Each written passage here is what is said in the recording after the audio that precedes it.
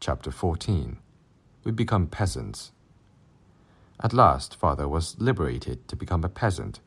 The cadres had made errors, Chairman Mao said, because they had been away from the grassroots too long.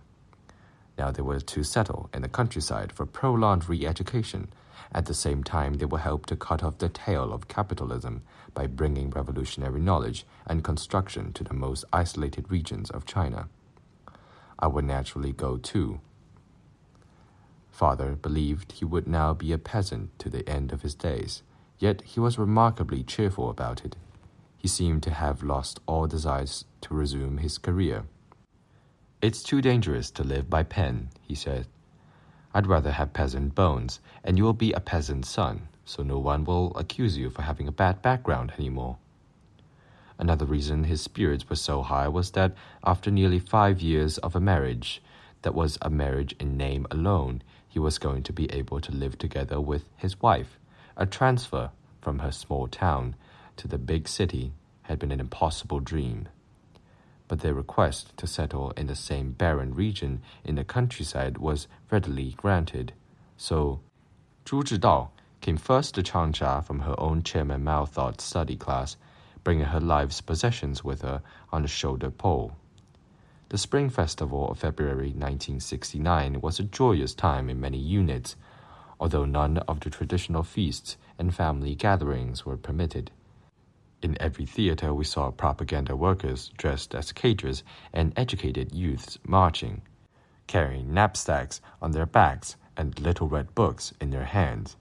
They sang, "To the frontier, to the country, where the revolution needs us most. Great party, beloved chairman, we are ready at your command. To the frontier, to the country, to the harshest places in the land." Rouge-cheeked peasants greeted them with cardboard pigs, chickens, and sheaves of rice, singing, "How we welcomed you, how we have longed for your red gifts." The two groups clasped hands warmly, then turned to the audience for a finale of praise of our great socialist motherland. Our criminal fathers had become heroes. Father Zhu Zhidao and I attended training sessions at the newspaper. We had to sit up perfectly straight, holding our little red books over our hearts. Everyone was expected to speak. Rows upon rows of disciplined soldiers of the revolution showed their enthusiasm for becoming peasants. If there was an awkward silence, father would elbow me out of my erect concentration on the peanuts and cigarettes for which I had come, and I would remark dutifully and briefly that I yearned to inherit the torch of revolution. By that time, I had learned how and when to recite the slogans printed on the newspapers. In fact, I was genuinely pleased to go, although I knew we were going to an extremely poor area, Changling County in Hengyang District to the south. This time we weren't running away from anything, but settling down to make a living. I imagined how we would plow and plant, eat what we grew, and have some dignity again. The worst problem of the cadres was their lack of furniture. Most families didn't even have a bed to call their own. That they had in their apartments was included with the rooms. Water and electricity for 5 yuan a month. The wood shortage in Changsha was terrible, since the province had never recovered from the massive deforestation of the Great Leap Forward. Hammering something together was out of the question, and there was nothing available on the market. At last the newspaper rescued us, agreeing to sell a bed to each family for 70 yuan, a reasonable price. Father was feeling rich, since the study class has repaid part of the salary they had confiscated during the 16 months he spent there, so he had also paid the newspaper for our table, and bought all the other things he imagined we would need: conical peasant hats against the sun and rain, vegetable seeds, kerosene lanterns, books on agriculture, extra shoulder poles and baskets. He knew that where we were going, stores would be few and far between. Only one thing shadowed my happiness. As I have said, father had officially left the Hunan Daily when his file was transferred to the study class.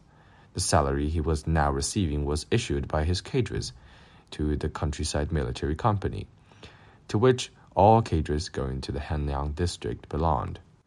His file was to remain at the study class in Changsha, but our Changsha residence cards would be cancelled and new ones set up at the commune to which we would be assigned. There was something frightening about surrendering all claims to the city where I had spent my whole life. I had known many people who wanted to move into Changsha, from my wet nurse to Auntie Zhu, and the controlling factor was always the lack of Changsha residence card. If we had no residence cards, we would not even be able to visit without a letter of introduction from a unit to a Changsha hotel. If we tried to stay in the homes of friends, there might be a residence card check. Before the Cultural Revolution, these had occurred only on major holidays, but now they seemed to come every night after 12. A loud knocking on the door and a quick perusal of the family's papers. You were supposed to report all guests to the local public security bureau, where, if there were good reason, they would be issued a temporary residence card. Without such a card, they could be arrested. The Public Security Bureau said the frequency of the checks had been stepped up to catch educated youths who were coming back illegally from the countryside, but they were also a good way to arrest just about anybody. There was nothing glorious about the night 2 Public Security Bureau officials came to confiscate our residence cards. They were tough and cold, and it was no wonder. In effect, they were throwing us out of the city. Father was in the inner room when they came, so they asked me for the papers. With an instinct, I would not have explained. I said, "We lost them." But Father came out and without hesitation took the red plastic booklet from the drawer where we kept our meal tickets and rice coupons. He placed it in a big white glove and it disappeared forever into a blue padded policeman's overcoat. My father is paying the price for his trusting honesty to this very day. The reality of my situation was suddenly clear to me, and a restless sense of unfinished business pressed with an urgency that I would not ignore. I went to see my mother. As I turned down the familiar lane, the first person I saw was Waipo. She was crouched by the communal faucet, rinsing rice in a pot. The back of her faded black padded jacket was turned towards me, and I stood behind her for a moment, watching her tiny, bony hands turn the rice in icy clouds until the water cleared. She looked like a small rodent at work. "Waipo," I said, but she didn't hear me over the sound of running water. "Waipo, 是我, Liang Heng." Her head came around and I saw the familiar buck teeth in her little face, which was now covered with new lines like the marks of 100 birds in rich brown clay. "Little fatso," she cried, rising and embracing me. "Hard-hearted child. Why haven't you been to see us? Who brought you up? Aren't you ashamed of yourself?" Then she burst into tears, smiling all the while. At last, she sniffled. "Your poor mother misses you so terribly. She dreams of you constantly." "Why? Your sisters are much braver than you. They came here often before they went to the countryside." This was astonishing news to me. So that was why Liang Weiping had behaved so strangely when I asked her where she had been the afternoon before she left. My sisters have tricked me with all their talk of revolutionary purity. I need not have stayed away, after all, any more than they did. "She'll hardly recognize you. You've grown so tall," said Waipo, reaching up and putting her cold, red hands on my face. "But look at your clothes. They're all too small for you. Your poor father can't take care of you." I found my voice. "Where's Mama?" Waipo led me down the narrow alley and into the dark wooden corridor to the smoky cooking area. Mother was bent down to the coal stove beneath the wok, taking out the burnt lotus briquettes on the bottom to make room for a fresh one on top. Even in the darkness, I could see her hair had gone gray. "Zhide," called Waipo. "Look who's here." Mother stood up, looking massive in the small room. When she recognized me, she made no move towards me. She just stood there and wept. 10 minutes later, I was seated inside in the wooden bed shared by Mother and Waipo. Their words tumbled out as they bustled about, pouring hot water and shaking spicy, sweet, strange-taste beans out of a biscuit tin to serve me. The family was much changed, they told me. The older girl cousins were long gone to the countryside. They hadn't been permitted to go to the upper middle school because of Uncle Yan's righteous question. Uncle Yan's cap was off now, and he had a job at his old unit, the number 1 hospital, in the reference room. He's come down a lot, sighed Waipo. But at least, this way, he doesn't have to talk to anyone, so he stays out of trouble.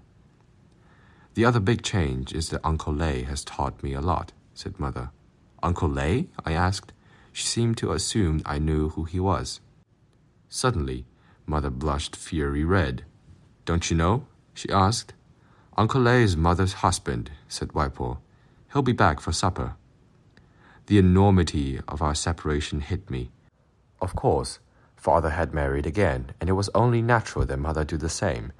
But it was astounding to me that I had heard nothing about it, especially since everyone loved to gossip.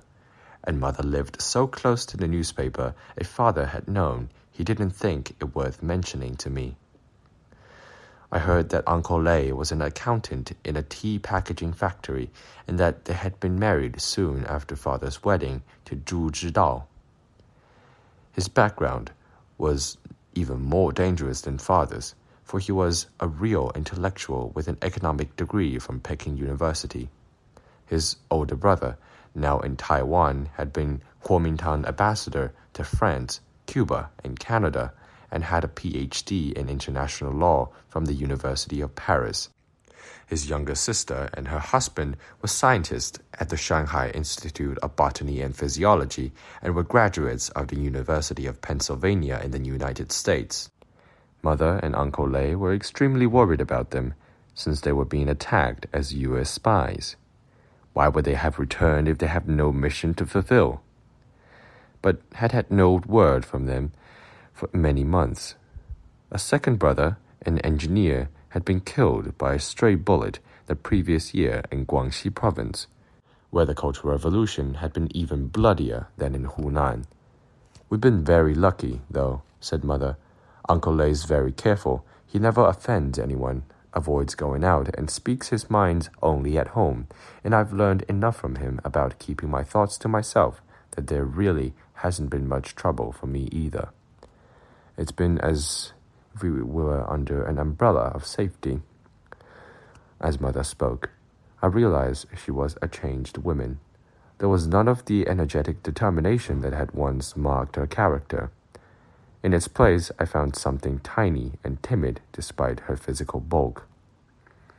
The conversation shifted to what I had been doing, and when I finished, Mother said, I've missed you so much, but I never blamed you for staying away from me. Perhaps it's much safer that way.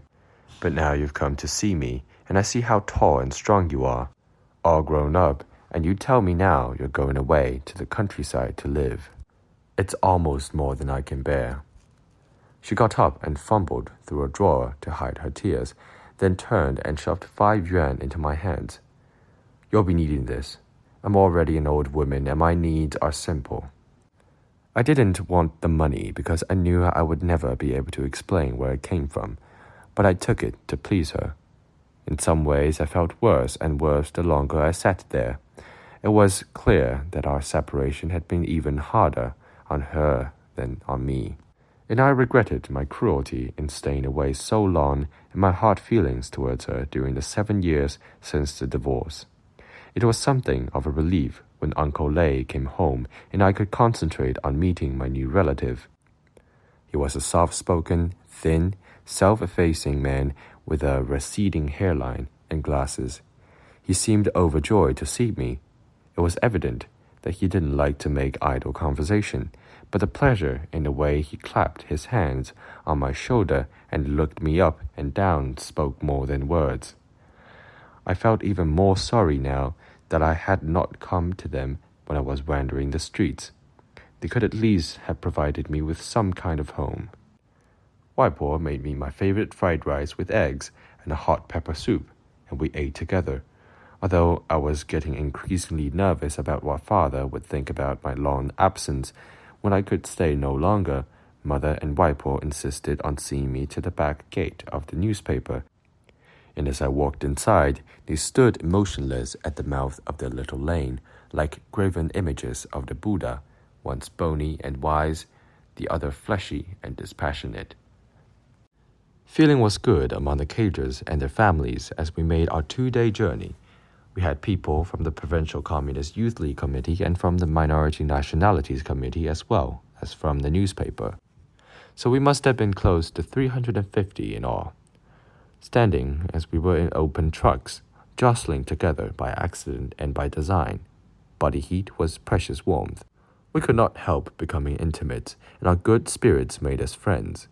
We stayed a night in Heng, 10 people to a room, and drove to the next day through the mountains, arriving at dusk at Guangling Prefecture in Guangling County. But how different was our reception from those in the propaganda performances. It was true that the peasants stood at the mouth of the cobblestone street with their gongs and firecrackers, but they chanted their slogans of welcome listlessly. And as our trucks joined down into the town itself, I saw to my horror that in every doorway there hung a corpse. It looked like some kind of eerie mass suicide. Moments later, I realized that the twilight had turned straw effigies of Liu Shaoqi into dead flesh. But the shock had broken my happy mood, and when we finally pulled to a stop, I climbed over the side with a feeling of impending unpleasantness. A small group of skinny-looking peasants had gathered there on the threshing ground to greet us, and we looked at the barren surrounding with dismay. They hadn't even prepared tea or hot water. Our host seemed more interested in admiring the fine painted furniture than in helping to upload the baggage trucks. The little children who had followed us from the town were everywhere underfoot, making faces at themselves in the wardrobe mirrors and staring at us.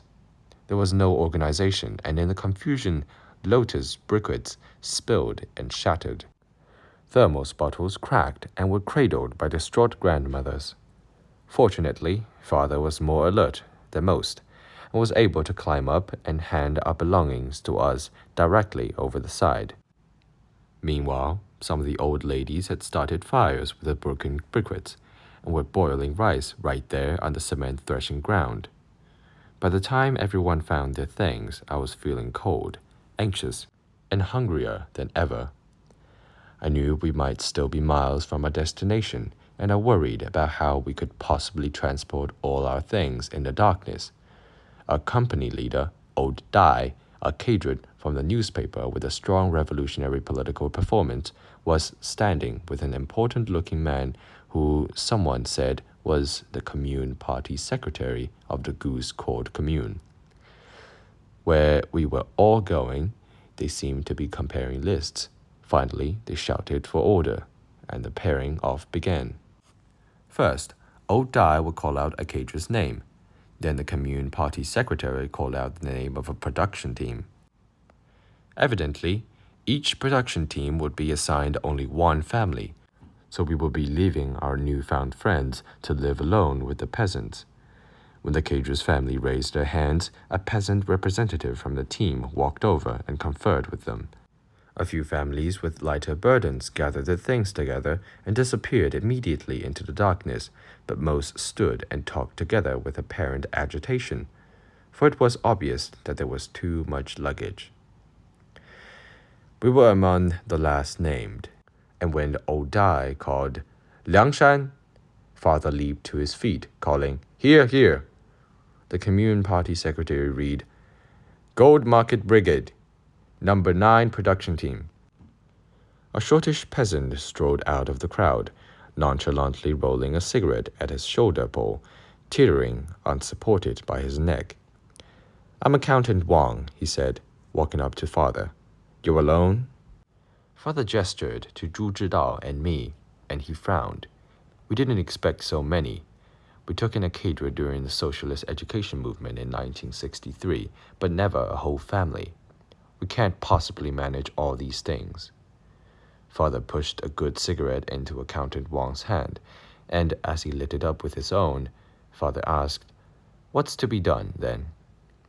"Let's go to the brigade leader," Party Secretary lead. Apparently, the brigade leader was the man at the center of a group of peasants, and we could hear him shouting and cursing from some distance off. "Pigs!" he was yelling. "If you can't carry it yourselves, go back and get help then. Your mothers are all whores if you can't figure it out yourself." I was amazed at his arrogance. At least we had been spared the embarrassment of a direct confrontation. Accountant Wang shrugged and said, "I'll be going then, it's not far." I was familiar with distances in the countryside and was not much reassured, but there was nothing else we could do. By that time, the local people had gone home for dinner, and the officials seemed to think that now we were all matched up, their work was done. So we waited miserably with the other families and their furniture, abandoned in the damp darkness of our new home. Our peasants came back an hour and a half later, strong young men with baskets and shoulder poles. They were all named Wang or Guo. The entire production team of over 100 people was descended from the same two families. They hooked our things up with remarkable efficiency, leaving us with only the centerpiece of the double bed, a wooden frame with straw woven across it. Of course, they were much faster than us, but they left behind a little boy of around 9 to carry a torch for us. The child was very patient and smoked cigarettes as we walked.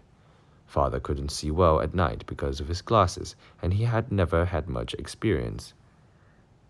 The bed was heavy, so we had to rest every few hundred yards. Little boy Guo, as we were told to call him, stood there with a torch, moving on dutifully when we picked up the bed again. At one point he sang a little folk song, and Father asked him to stop and repeat it. By the flickering torchlight, Father noted down in this pearl of folk culture more animation on his face than I had seen in years. Another time the boy asked us if we were afraid of tigers. I said, "No, of course," and then he handed me the torch, saying he wanted to run ahead to go to the bathroom. When Father and I came to a large boulder, there came a terrific high-pitched growling and yapping, startling in the darkness. Then the boy stood up behind the rock. "I knew you were afraid," he announced triumphantly. It must have been so close to midnight when we arrived. Little boy Guo took us immediately to the team leader's home. A crowd of shaved heads was already waiting for us around the fire. Team leader Guo came to the point. "Old Liang, Chairman Mao has sent you to us, so we should welcome you. But this team has many members and very little land. If we have a good harvest, each person has only 300 to 400 jing per year, and that's including sweet potatoes." Father knew his fingers. Having been an agricultural reporter so many years, he was astonished. "Then how do you live during planting time?" he asked. "Sometimes the government helps, but it's never easy. Old Liang," the team leader drew a breath, "maybe you should speak with the commune leaders and ask to go somewhere else. We simply can't support you." The others chimed in. "There's so many of you. You have no experience." And in an angry voice, "These goddamned brigade leaders don't assign anyone to their own production teams." Father spoke gently. "Countrymen, you must understand that we have come not because we wanted to, but because others wanted us to. We cannot ask them to send us anywhere else. Please forgive us. We'll help with the work as best we can." "Help with the work? We gotta give you food, find you a place to live. What kind of help is that?" came the chorus. Father was silent a moment and then said, "We can't go back. We don't have city residence cards anymore. But tomorrow, if you like, I'll go to the leaders and explain your difficulties." The peasant seemed much mollified, as if they saw that Father was a good man and would do his best. "No need to discuss any further tonight," announced the leader. "Let our guest eat." They ushered us into another room where they had prepared big bowls of food in the traditionally hospitable manner of the countryside. My eyes bulged when I saw the thick chunks of pork. No sooner was I seated than I helped myself to 2 fragrant mouthfuls. For some reason, the peasants weren't happy about this. One of the women standing by the side watching the men and boys eat reached over and covered the pork with cabbage, while another tried to distract me by urging me to drink some soup. As we were led off to sleep, Father whispered to me, "That meat was spring festival meat for their gods. It was only on the table to show their hospitality. If we ought to live here in peace, we must be careful to respect their customs."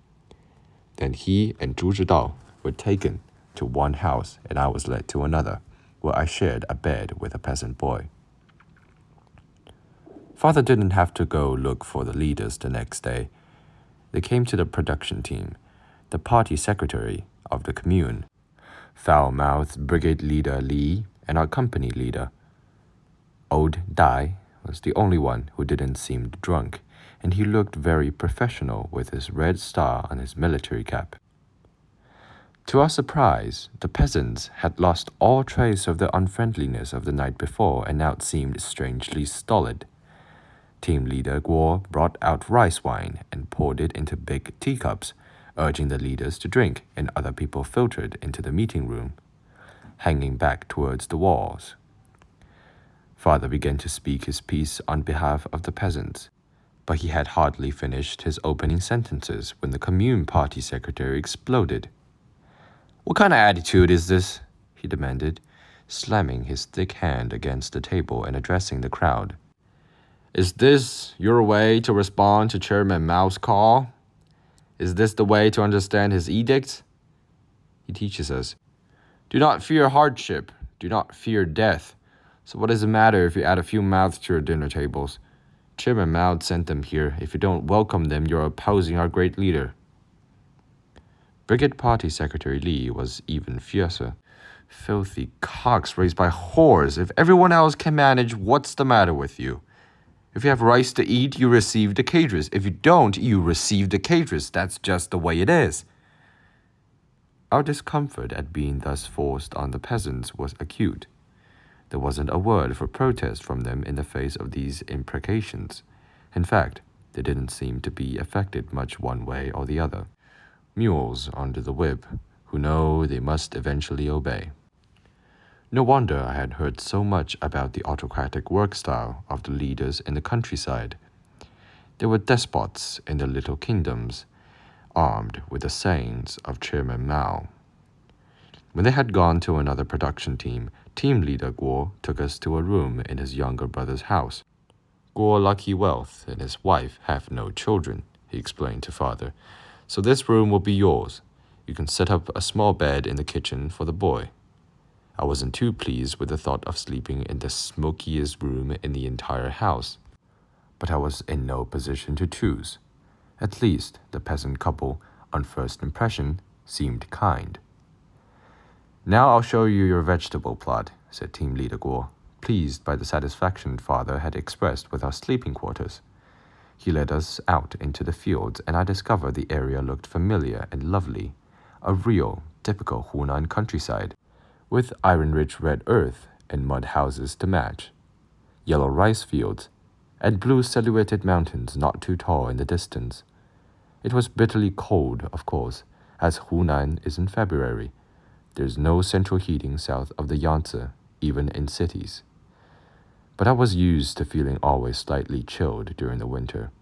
When we came to our plot, I reached down and broke a piece of the cold, dry earth in my fingers.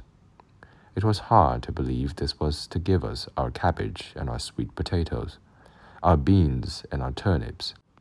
Then Father's freshly polished leather shoes caught my attention, and I looked up past the tidy city clothes in his elegant frame to his bewildered intellectual's face behind his thick glasses. He looked bizarre in this place where everything was tinged with the color of the land. I suddenly wondered how we were ever going to make it.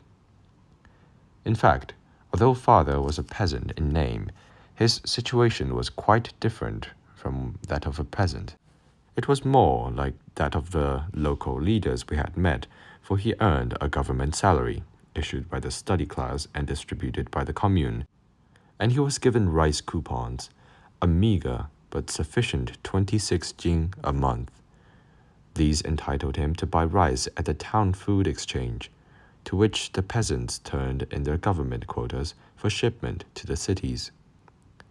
Father's labor in the fields was expected as part of his re-education, of course, but it was not to be rewarded in any way.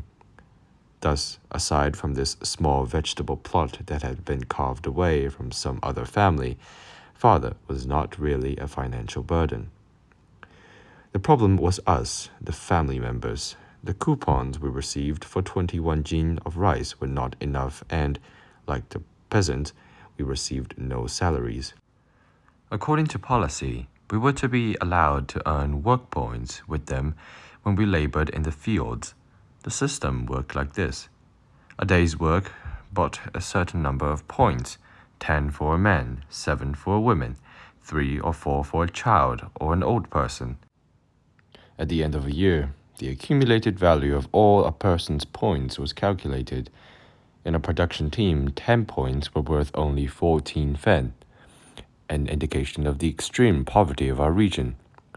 From this hypothetical sum of money was subtracted the value of the rice and sweet potatoes that had been issued to the person, leaving him or her either with a small amount of credit, which might be paid if the production team had funds, or in the production team's debt. An attempt could be made to work this off during subsequent years. Our participation in the system was unwelcome because the team was already at peak production level, and more hands could not grow more rice or sweet potatoes. Even if it could, our inexperience made us all but useless. The collective wealth of the team was thus fixed, both in terms of food and of cash. By stepping in, we could be impoverishing everyone just a little bit. It was no wonder they hoped we could be transferred. Ultimately, we bought our acceptance. The peasants' dissatisfaction was so widespread that a new edict came down ordering all cadres to invest part of their savings in their production teams, according to their own financial situations. In our case, the price was fixed at 200 yuan. It was steep, but it proved worth it. The team members were delighted since they needed to buy fertilizer and had found their own resources inadequate. Father's contribution bought a year's worth of chemicals. At the same time, the peasants were beginning to realize that we had already come to stay. It was Father's mission as an educated man to help blow the spring wind of Chairman Mao thought all over the land, and he devoted all his feelings and energy to it. Through this work, we became a real part of the community. Normally, during the bitter early spring, the peasants closed their leaky doors tight against the wind. Families could sit bunched together around the brushwood fires in their kitchens, their hands reaching up their opposite sleeves to their elbows, their heads withdrawn into their ragged jackets like cautious turtles.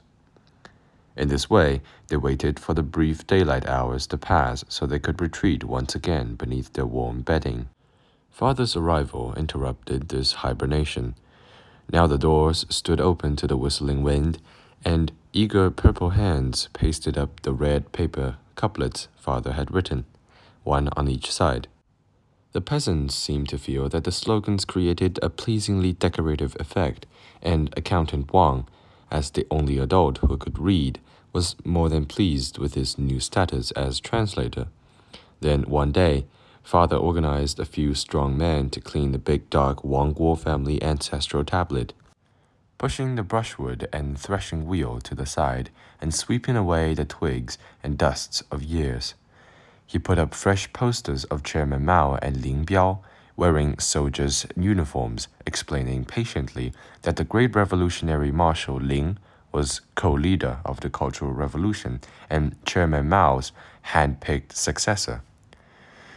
The peasants clicked their tongues against the teeth in admiration at the twins' splendor, although they had no idea what Father was up to.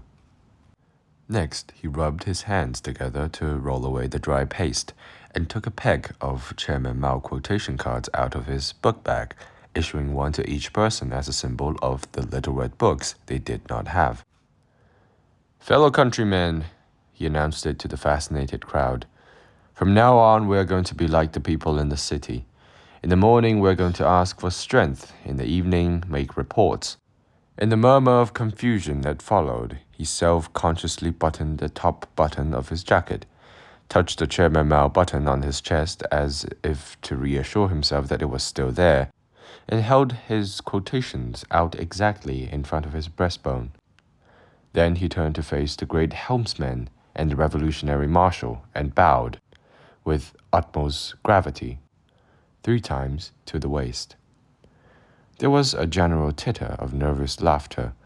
Father looked so serious, and the peasants had never seen anyone bow to anything except the images of their own ancestors. But they were eager learners, for they loved Chairman Mao. At last they had an earnest teacher to show them how to express their love. Every morning, when the cocks crowed at the pale white light an hour before dawn, Father went to the threshing ground to blow his whistle. The sound flew to the distant mountains and bounced back again, and the peasants hastily emerged from their homes, tying their pants up with bits of rope, thrusting suckling babies under their shirts. We all crowded into the ancestor worship room to face the 2 shiny images flickering like living shadows above the kerosene lamp. I hated it. I was used to sleeping through the 5:30 loudspeaker back home in the newspaper, and I had been through so much. Politically, it seemed unfair that I should have to take part in these primitive rituals. My head always weighed on me like a heavy stone, but I was Father's son and an example, so I stood there, asleep on my feet, with weariness deep in my heart as well. We opened with a verse of the weighty, "The East is red," Father conducting with a stalk of sorghum. The heavy voices sounded as if they were being addressed to the interior of a jar of pickles, and it was all I could do to force myself to join the cacophony. Then Father led us to repeat one of the 3 famous essays, "The Foolish Old Man Who Moved the Mountain," in memory of Norman Bethune, or "On Serving the People." Everyone in the whole country was supposed to memorize these, and I had done so long ago. The halting process of helping the peasants learn without texts seemed interminable. I bowed to the Chairman Mao and his right-hand man, of course, when the time came, and droned along with the rest. But I was unconscious of anything much until the litany, when Father asked, "What do we wish for Chairman Mao?" And the answer rounded, "Long life, long life, long life." And for Vice Marshal Lin, "Good health, good health, good health." This was the signal that it was over. I could go back home to sleep. The difficulty